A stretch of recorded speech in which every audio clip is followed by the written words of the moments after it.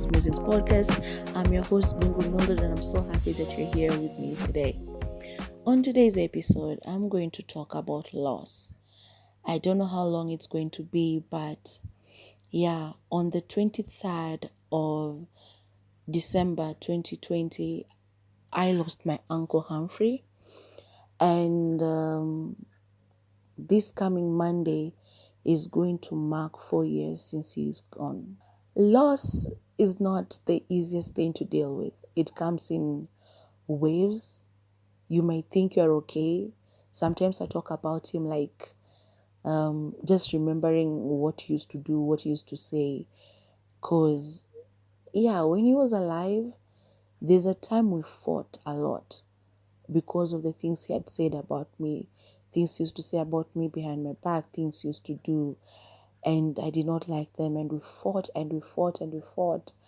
But then one time, I think in January 2020, January or February 2020, actually January 10th, if I'm not mistaken, 2020, he reached out. I don't know if he had my number all the time, all along, or he asked for it from somebody. I don't know what happened, but he suddenly reached out to me. We hadn't spoken for a while because we weren't living in the same city. He was in Bungoma with his dad because he was ailing, and I was in Nairobi, working and stuff. It was before COVID. It was just after the New Year. So I think the first message he texted me was Happy New Year, even though nimechelewa kiasi or something like that.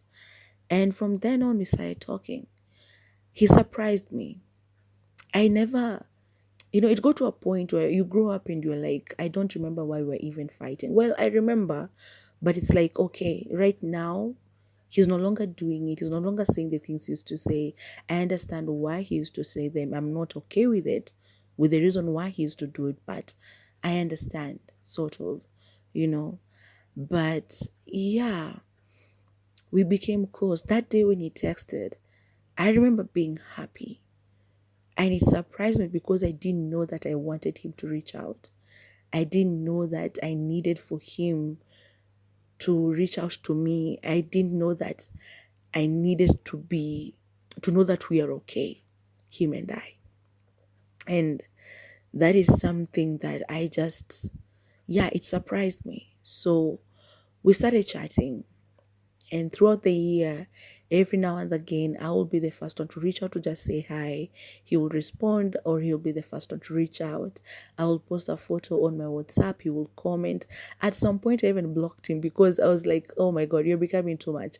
He was that uncle. Like how soccer moms are.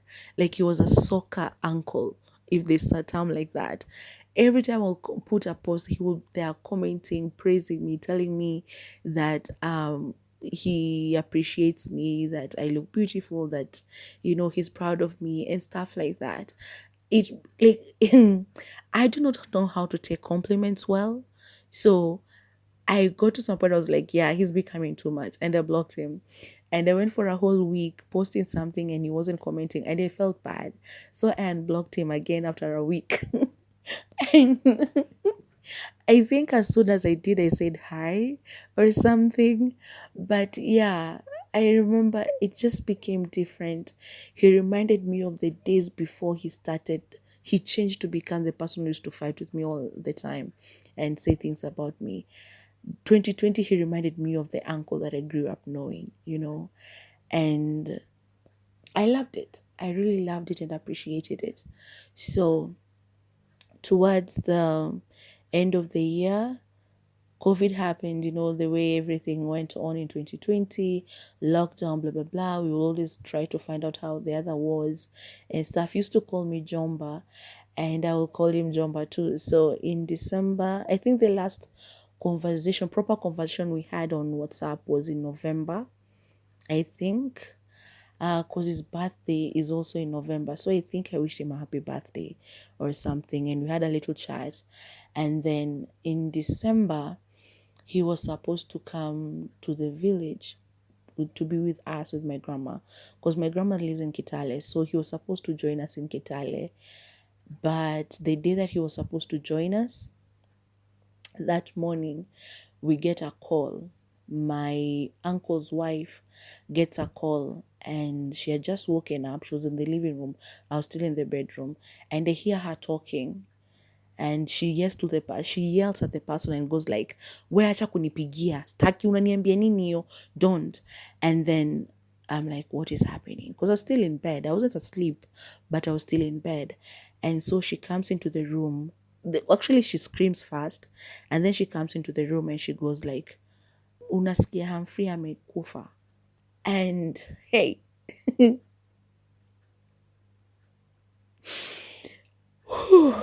I wanted to go through this without crying. I hope I will. Oh, so hearing that, I knew he was sick, but we were expecting him to come to and spend Christmas with us that year. So that is not something I was expecting at all to hear.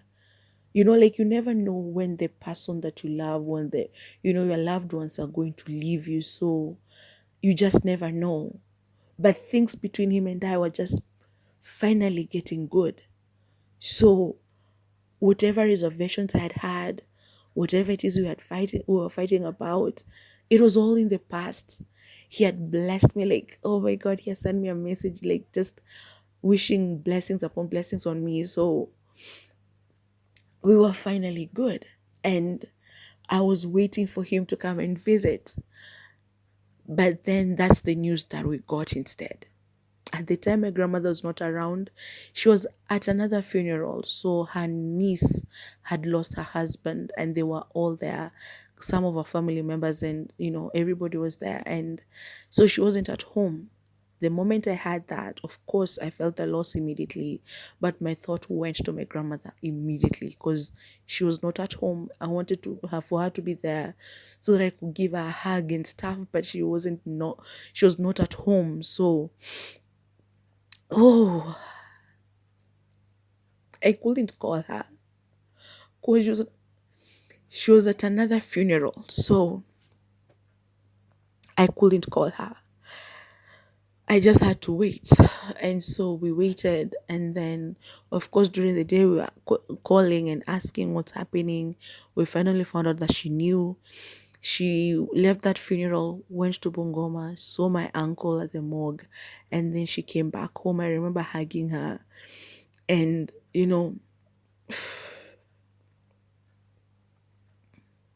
she was still in shock.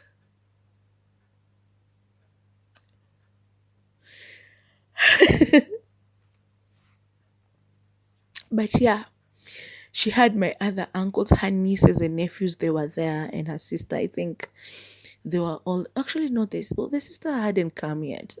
I think it was her nieces and nephews who had gone with her to the morgue and they came back with her. And it was good that we had family around us. But yeah, so he passed on the 23rd of December, which is going to be this coming Monday. And I just thought you know, to record this and say that, Jomba, I really miss you. I hope that you'll still be here. I hope that life had been easier for you, that the decisions you had made were different and that things were different so that you could have been here with us today, so that you could have seen your son. He has just finished Form 4. He's just done his KCSE. I wish you would have been here so that you could celebrate that milestone with him, see him go to college and see him through whatever life is going to be for him in the future, because we don't know what God has planned for him. But I wish you were here to see that. But I miss you. I miss you so terribly. Oh,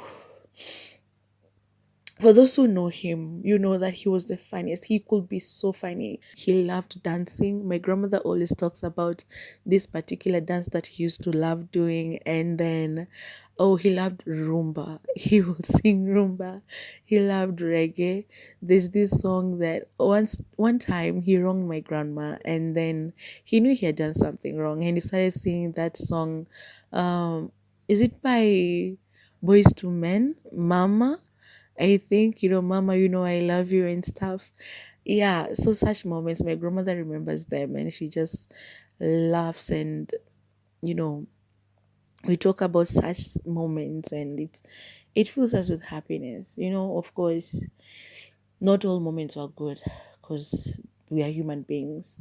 We have our ups and downs, we have our highs and lows, but the highs with him were really high, and the lows with him were really low, but the in between was so beautiful as well. So yeah, I'm just so loss. Loss is not easy. You think that you are finally moving on, but then you remember him, you remember a smile, you remember his voice. The other day I was going through his messages, because the moment December hits, I just remember him. And yeah, I went back to the messages on WhatsApp from the moment he first texted in January 2020 up to the last one that we shared, a couple of days before he passed. And I wish that I knew that he was saying goodbye in his own way. But you never know. You never know what tomorrow brings. So love the people that you love. Tell them that you love them. Take care of them if you can. Be there for them if you can. Whenever they reach out, don't refuse to respond. If you can, please don't refuse to respond, because you never know. If somebody calls you, answer. You never know if they're trying to tell you goodbye, or even if they're not saying goodbye, like goodbye, maybe that conversation that you're having with them might be the last. So always, always remember to just be kind and patient with people, and understanding. And even if they wrong you, get put some distance between the two of you. Mourn whatever you need to mourn. Like, talk about whatever you need to talk about. Get upset if you must, because like, people dying does not negate the fact that they hurt you at some point. But before they die, talk about it with them. Make sure that they know that they hurt you. Make sure that you talk about it, and then move forward, because it's really important to talk about those moments and just move forward, instead of staying in your heart, and you're upset and you're angry and you're filled with so much hatred. It won't help you at the end of it, because the moment they're no longer here, all you can remember is the fact that they were your loved ones, you know? So if it's something you can forgive, just forgive and move forward, because that's what makes life. That's what makes life livable and stuff. So yeah, but anyway, as long as we are alive, I read somewhere that when people die, they're not really forgotten, because as long as there are people who are alive who can still remember them, still remember their laughter, still remember their stories, still remember their faces, still remember everything about them, then they can never really be forgotten, because there are people who are still talking about them. And with him, there's his son who looks like him, shares his height and everything. And so as long as we are here, then he'll forever be remembered. So Jomba, please continue resting in peace. I miss you so much. And just know that you're still remembered. And yeah, I'm happy. I hope that you're happy wherever you are, that you're resting in peace, that you know that you are loved before you left us, and you're still loved. You're still very, very much appreciated, you know. So yeah, I miss you. I miss you so much.